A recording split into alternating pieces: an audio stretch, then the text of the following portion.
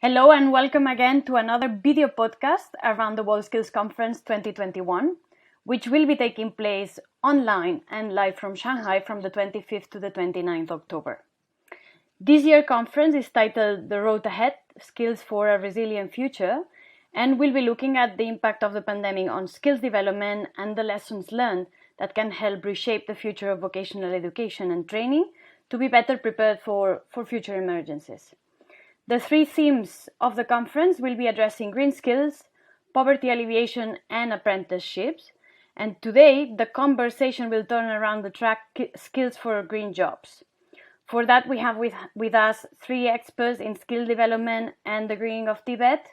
I'm going to start introducing Neil Bentley-Gockmann, Chief Executive of WorldSkills UK. Hello, Neil. Welcome. Hello, Judith. We've got also Olga Strietska, Work Area Lead Skill Strategies for Future Labor Markets at the ILO. Hello, Olga. Hello. Hello. And Ken Barrientos, Program Officer at UNESCO-UNEVOC. Hello, Ken. Welcome all. Hi, Judith. Hi, everyone. So we're still enduring a difficult battle against the COVID-19 pandemic, with much of the focus being put on mitigating the economic and social effects. However, climate change continues to be a pressing global challenge. The climate crisis has made it clear that inclusive development can't be achieved without a sustainable environment, which adds another angle that should be incorporated into public recovery policies, the transition towards low-carbon economies. I'd like to start with you, Olga. And if you could give us an overview of what we've seen over the past 18 months. Has this actually been the case? Are also business strategies on the same page? Thank you, Judith. Thank you for this question. Well, I just would like to start from one point. The pandemic and the measures that governments undertook against the pandemic put many of us at home and also stopped businesses to basically act the way they usually do. And it had an enormous impact on the decrease in the air pollution and greenhouse gas emissions. And I think it has been a major breakthrough against climate skeptics. So it did increase the awareness about the effects of the human activities on climate change. I think now really climate skeptics don't have their argumentation anymore. And this is an important point because it's the climate for the pro-climate action has never been as good as it is now. And therefore, also governments, employers, workers, businesses, local governments, city mayors, they all realize how important the measures to support the fight against climate change are in the framework of the recovery packages. We don't have yet the overall overview of recovery packages across the world. We have done a little bit of mapping, so I will tell you what I know, but it's not really exhaustive because it's really happening. We just live through this situation now.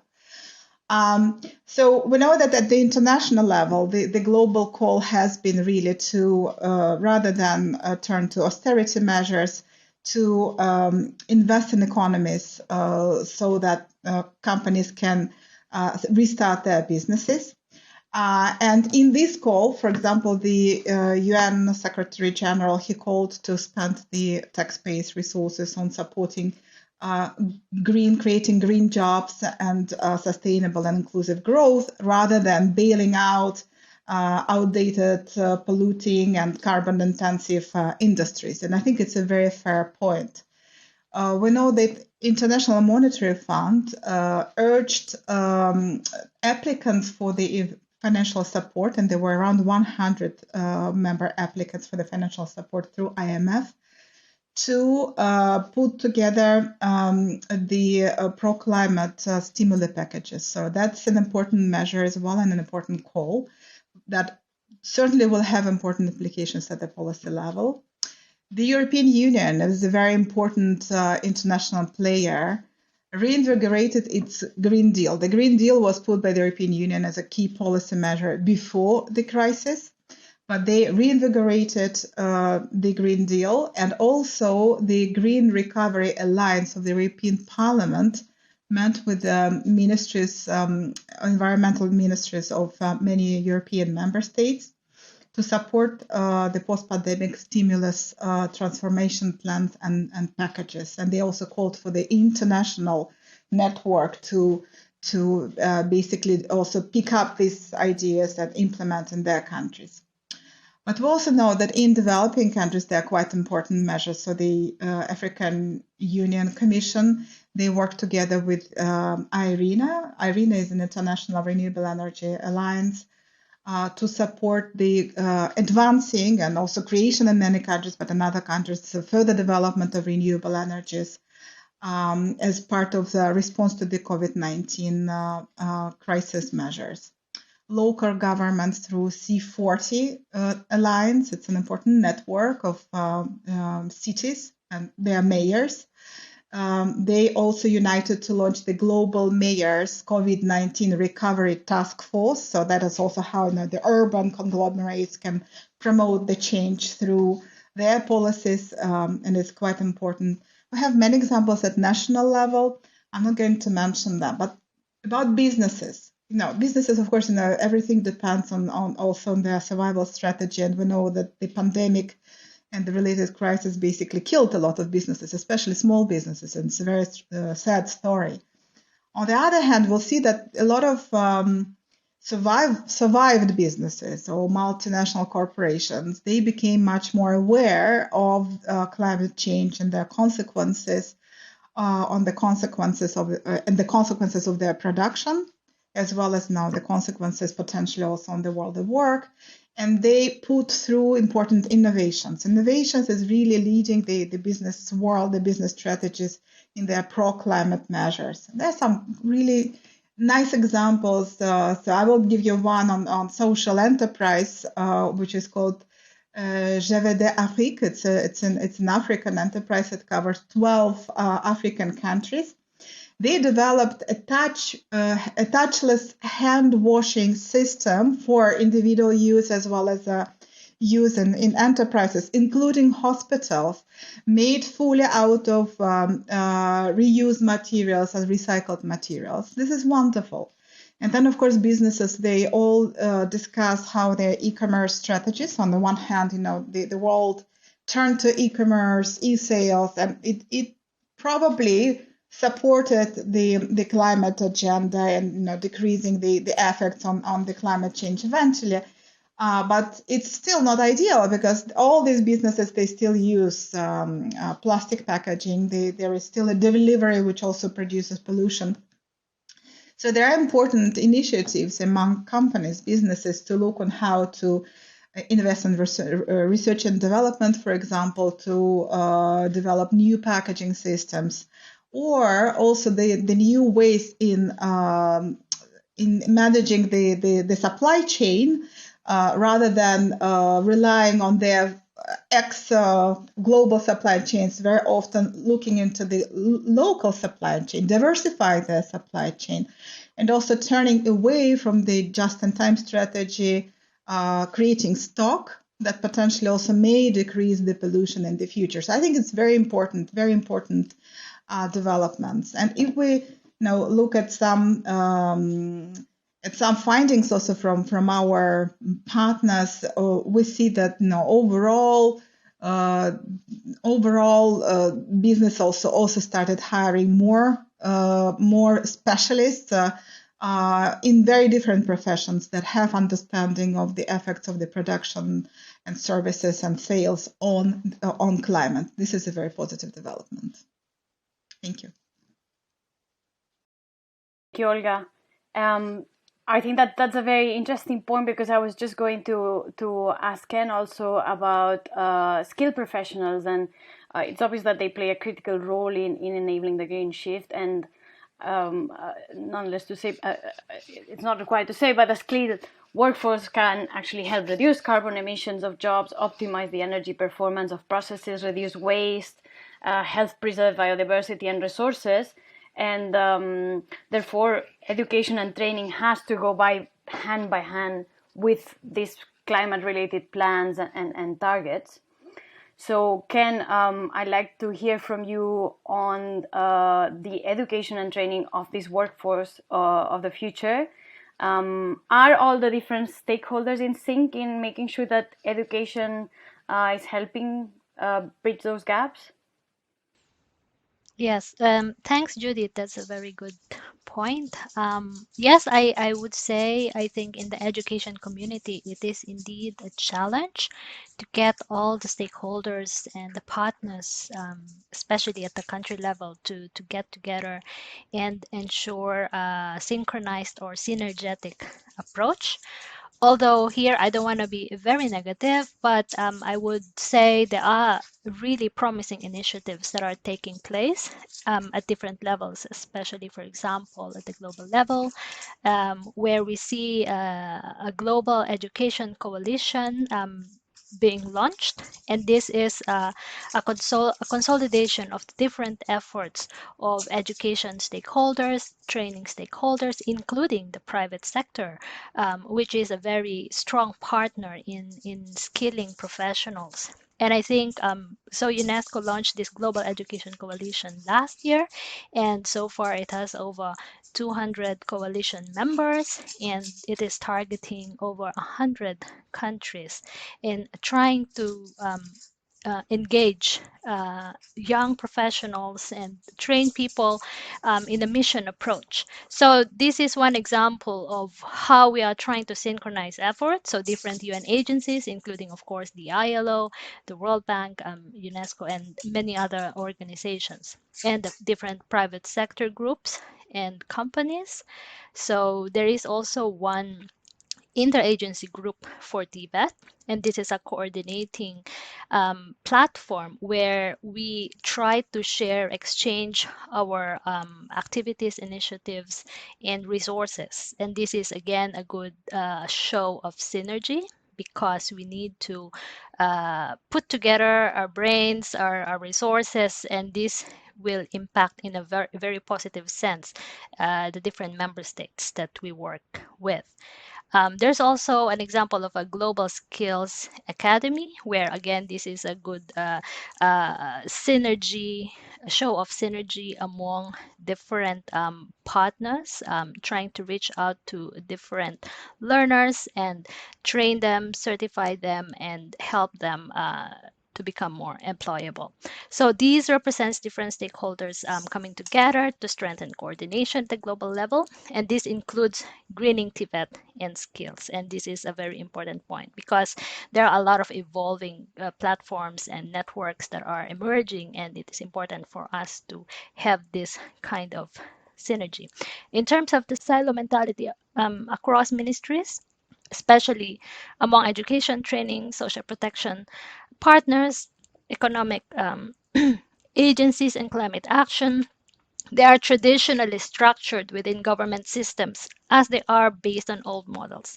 But we are already seeing a good level and improvements in terms of coordination.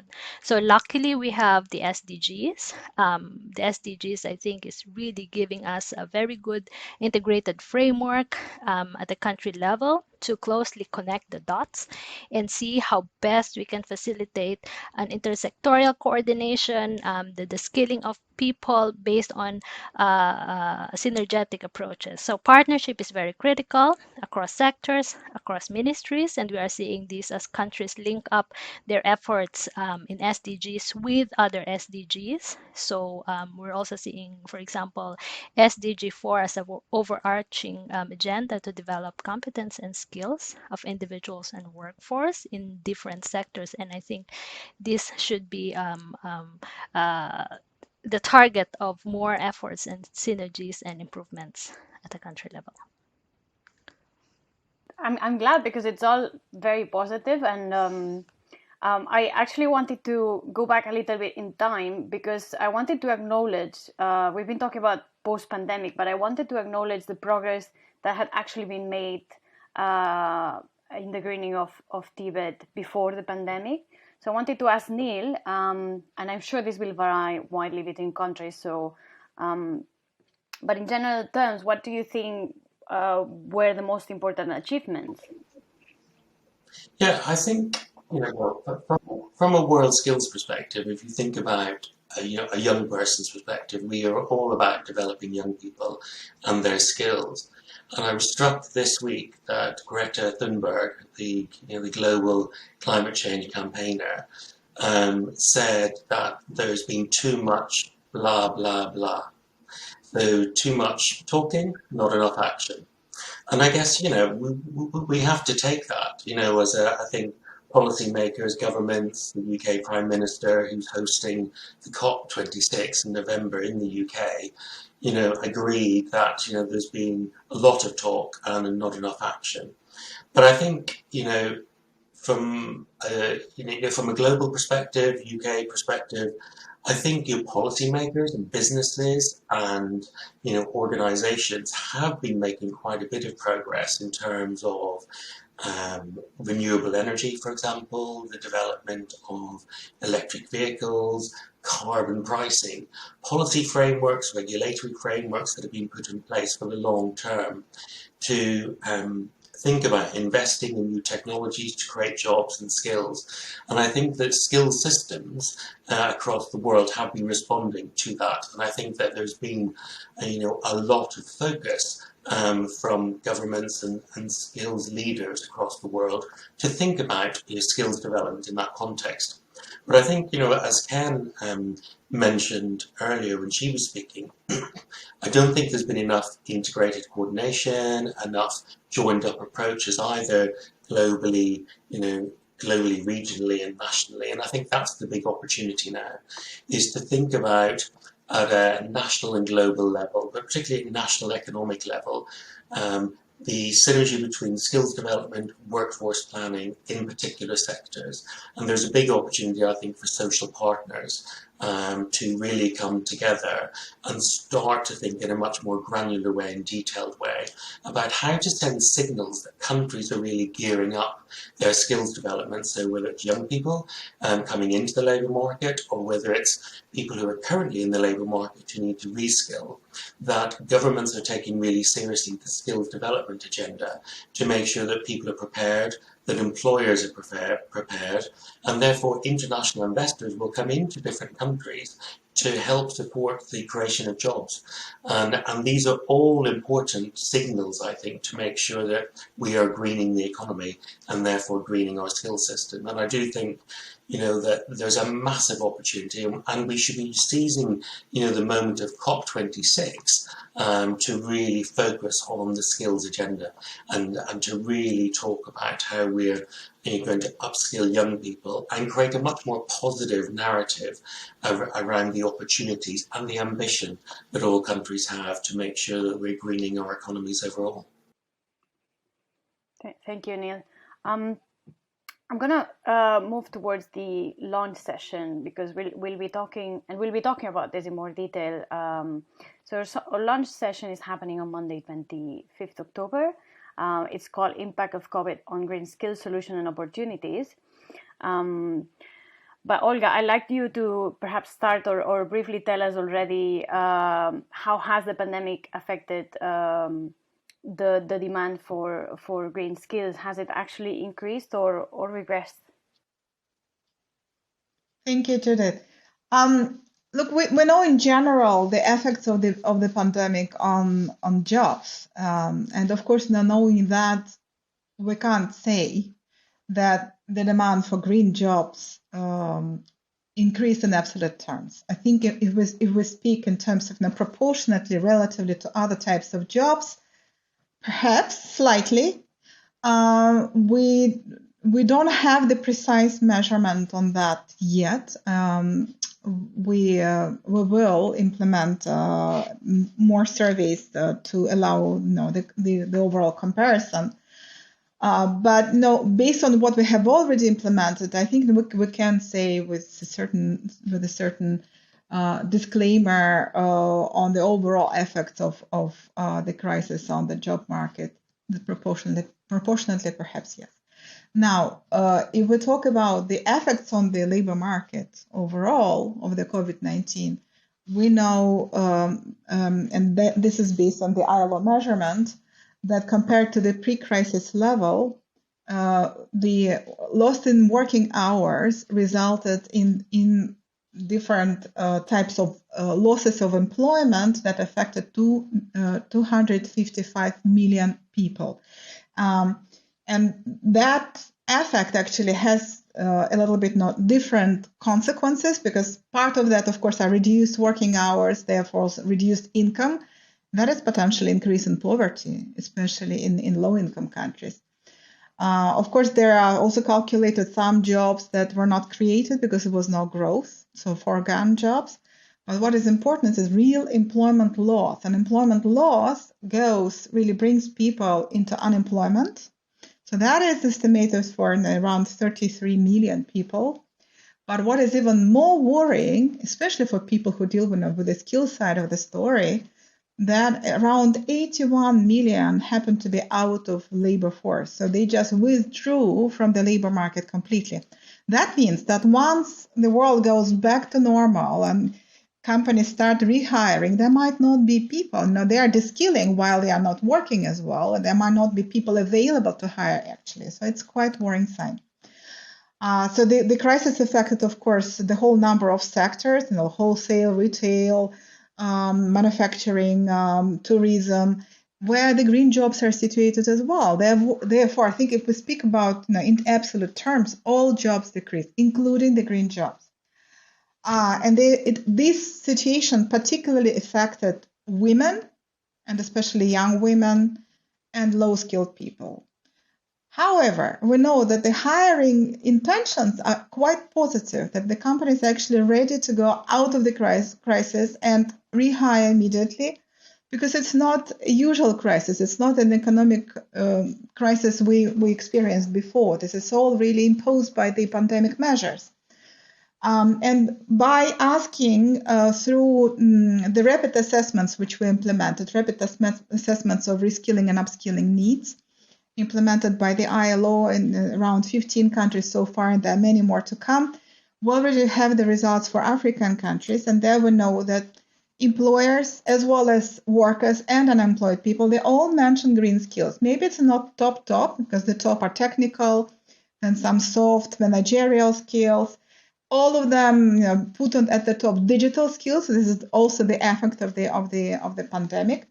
But green skills are mentioned by around one third of people among unemployed, 1/3 people in employment, as well employers, businesses as well. They mention around 1/3 of them saying that they really look for skills, green skills or skills for green jobs to hire workers once businesses go back to normal. Also, the ILO, together with several research partners, implemented Global Green Recovery Assessment, and that assessment actually estimates that through a green recovery scenario with investments into renewable energy, energy efficiency in building and in green transport, the world can actually create additional 20.5 million jobs. And that, as compared to other scenarios which were run through that estimate, is way larger. So it's just uncomparably larger positive effects on unemployment. Also, if we look at some results from LinkedIn or other providers of big real-time data, such as Burning Glass technology, we know that companies that the interest in hiring people with different sets of green skills has been on a steep rise since 2017, roughly. Of course, there were still important negative effects of the crisis, but it's really going back, and there is interest in hiring people. There are not enough green talent as well. So LinkedIn also published an important article where they depicted an interesting finding that businesses are not really always looking into the formal training. So if they, for example, are looking into investors that would understand also the effects of climate and carbon taxation, for example, or other pro-climate measures, they may just hire someone with environment education, not really a financial specialist, because there are not enough people who would have this in a hybrid occupation. This is an important finding. And also they say there's been really a rise in hiring interest for renewable energy and energy efficiency and other technology related activities which are also pro-climate, and the decrease in fossil fuel related energy hiring. This is an interesting finding and very, very promising as well. Thank you. So thank you, Olga, for this excellent overview of how the pandemic has affected the demand on green jobs. Ken, from the perspective of TVET institutions, I know it is a complex undertaking to identify trends and plan their offer of available courses according to demand. What can help them identify such opportunities and green their curriculums? Yes, thank you, Judith. Well, as we try to emphasize that Tibet institutions and agencies must do this and that, I think it's also important to note that we are asking them to work not in silo, but in greater collaboration and partnerships with the different players in the skills ecosystems. And so when I answer this question, I would not only focus on the TVET institutions themselves, but also all the relevant stakeholders that have something to gain or to lose when there's no skills coordination. And this includes the different governing agencies, businesses, social partners, institutions, including the communities. And I think one of the things that these different partners must focus on is to really understand first the gravity and the day-to-day impact of the transitions that are taking place at the society, economy, technology, as technology gets expanded more and more, and digitalization is really affecting the lives of so many people. So what Neil was mentioning earlier, the granularity, we need to see these granular impacts, and what Olga was also mentioning as the role of the different partners to make sure a just transition. I think there is a need for us to really look at all these issues very closely, and this is one of the ways to avoid silos. And I also want to mention 4 of the observations that we have um, generated when we were conducting this qualitative analysis of the different nationally determined contributions or the climate action plans. So we tried to analyze 55 countries, NDCs, INDCs, and their communications related to their climate change plans of action, and to what extent Tibet and skills development have been considered or mentioned. And I think in this study, we were understanding that there are 4 key things that the different Tibet players must do. First is apart from ensuring coherence of policies, they should also make sure that there's a coherence at the level of priorities, at the capacity building efforts, at the research, and the planning of skills development. So this coherence will help tie up all the efforts that are taking place already, and also identify where the gaps might be. So we have to have this coherence. There's also a need to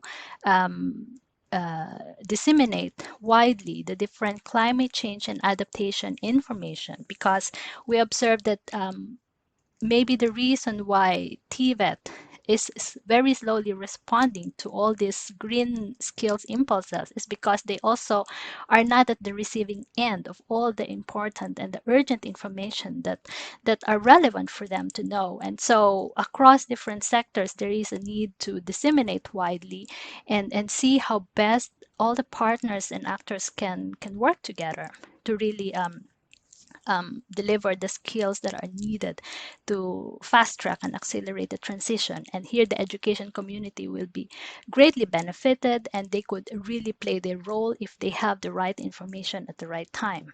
And having said that, we also need to make sure that information are accessible to local and national institutions, so government agencies, NGOs, urban and rural communities, and other stakeholders. So information is a key, and we need to have this widely shared.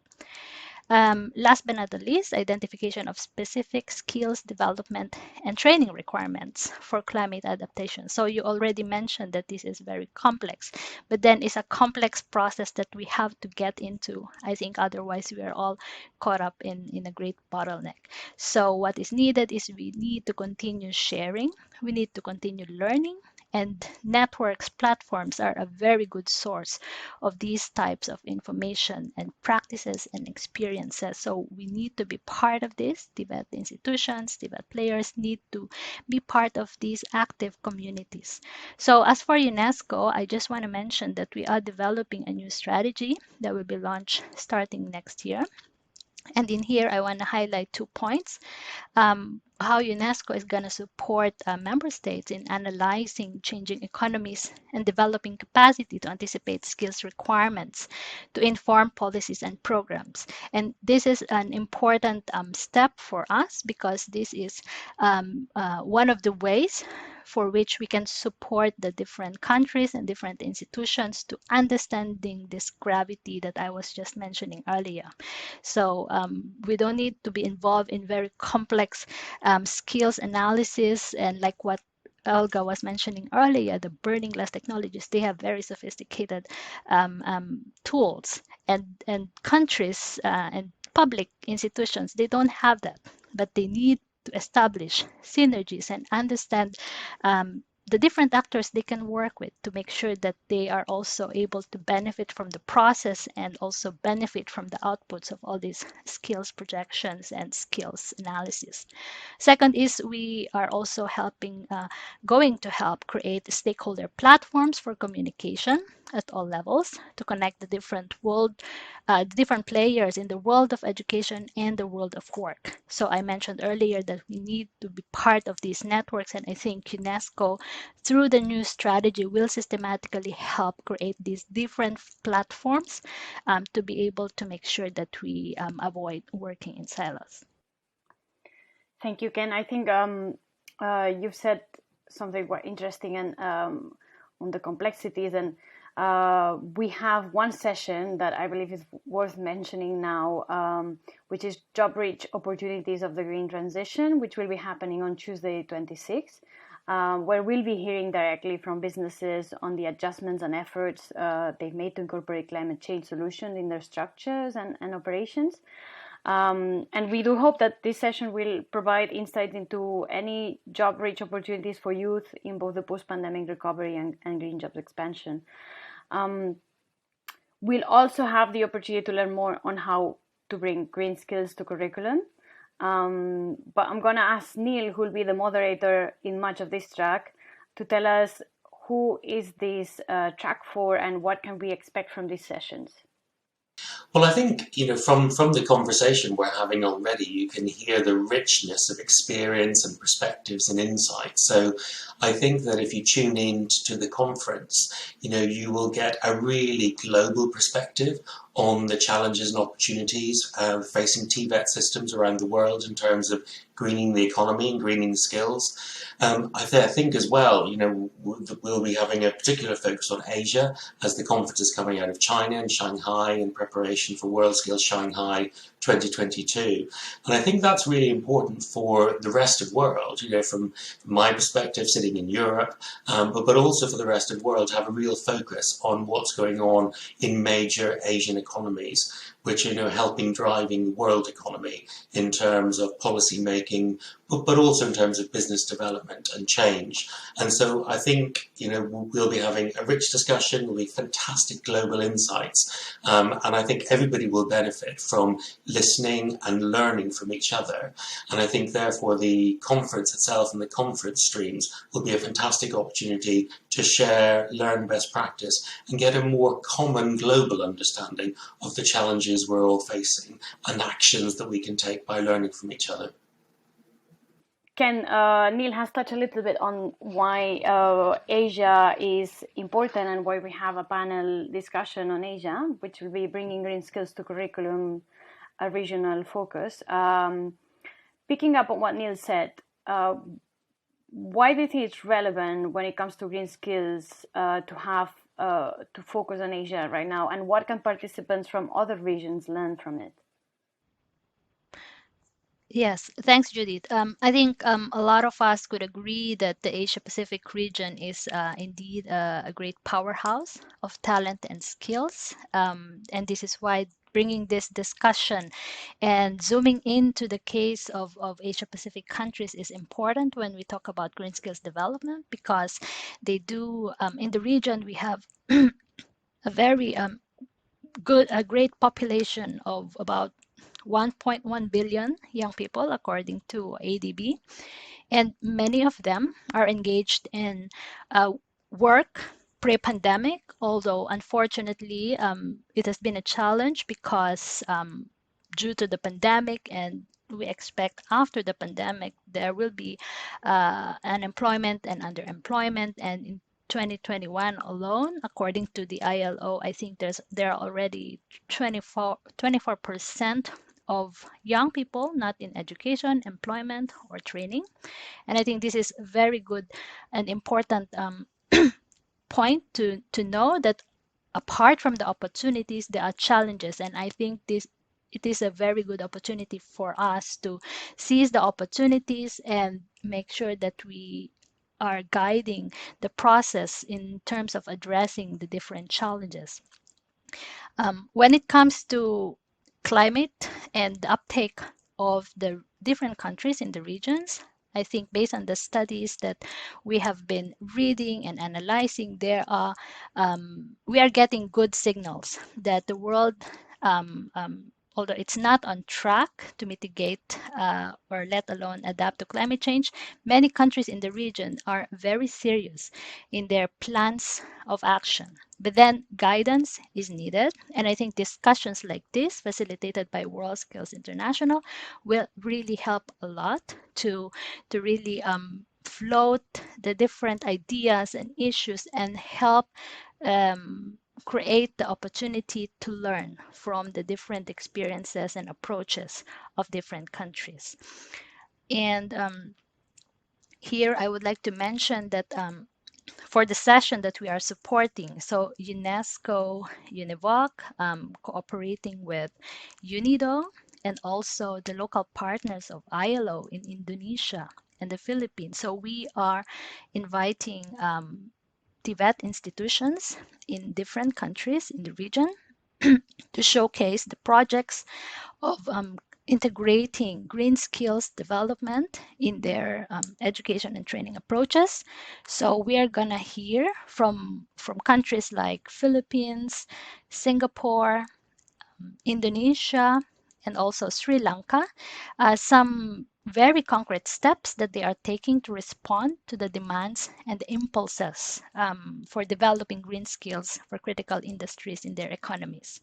So why is it important for us to know is because there's a very good regional outlook, and also the contributions of the region in the greening of economy is very, very relevant. We see a lot of countries in the region as players in the global supply chains. They are really part of this global chain, and I think their role in mitigating and adapting or creating adaptation mechanisms or contributing to these mechanisms will help greatly in the global efforts.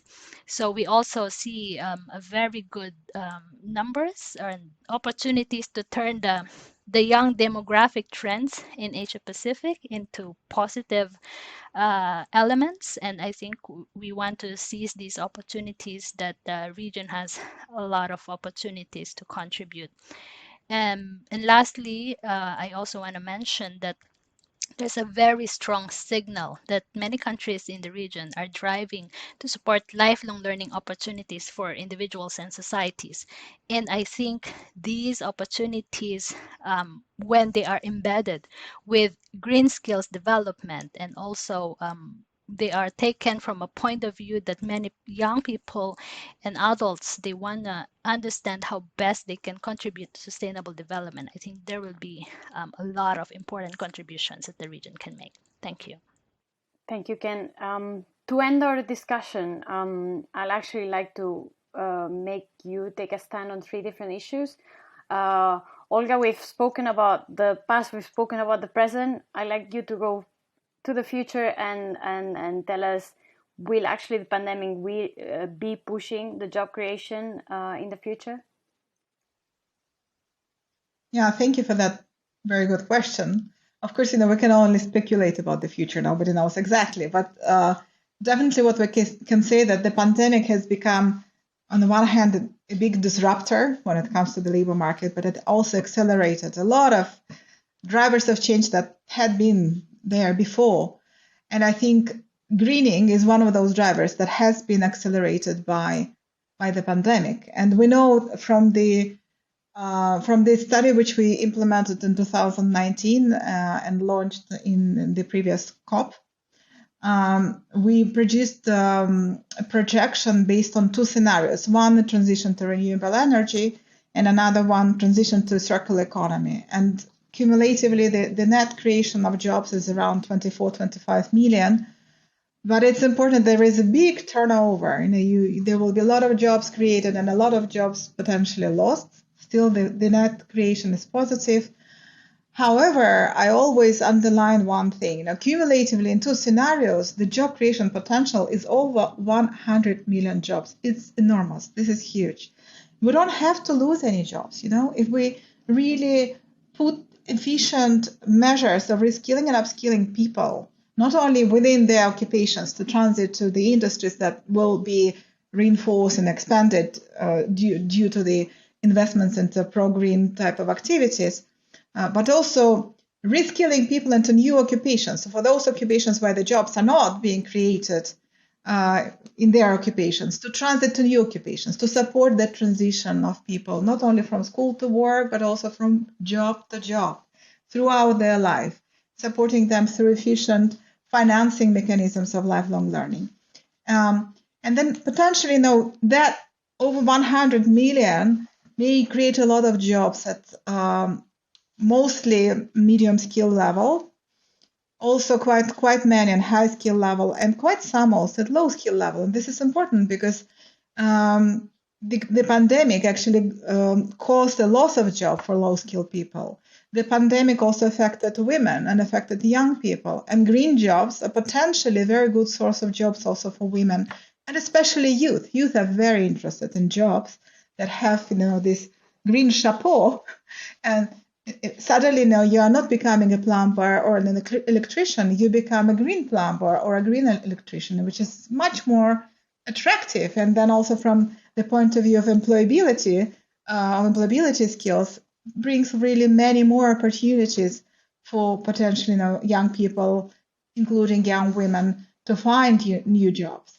So I think we have to keep this in mind. But, things do not happen by default. This is not, the projection is just a projection, but it's not going to happen by default if countries do not invest into renewable energy and energy efficiency, then mobility, which is low carbon, or circular economy. Therefore, policy is the key. And it's not only coherence between different types of policy, employment, education, training, reskilling, upskilling, lifelong learning, financing, but it's also a complementarity of different measures and therefore complementarity of different stakeholders that have to take the decision together and they have to act together. Because if people, for example, are not covered by social protection, how are they going to reskill? They cannot afford this reskilling. They will find a job or maybe an informal job, any type of income generation opportunity to sustain their family. Therefore, we need social protection. We need some, packages that would give not only the opportunity to reskill, but also some minimum income access so that people have the comfort of withdrawing temporarily from any type of income generation and actually learn for a new job potential. We need very efficient counseling and guidance services. We need labor market institutions. We need active labor market policy measures. All of that, plus policy coherence and a good system of lifelong learning with good innovative financing that targets individuals, not necessarily through employers.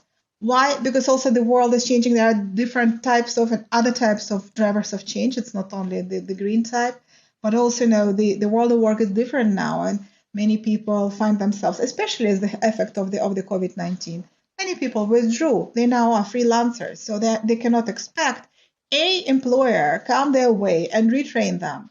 Therefore, they have to have access to financing opportunities and training opportunities through maybe some vouchers, which could be green vouchers as well, or central type of financing mechanism where they can apply.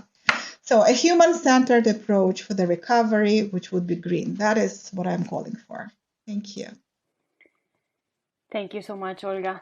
Ken, my question for you is, has the pandemic helped or regressed the greening of TVET?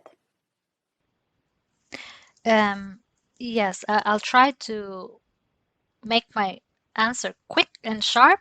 I think it has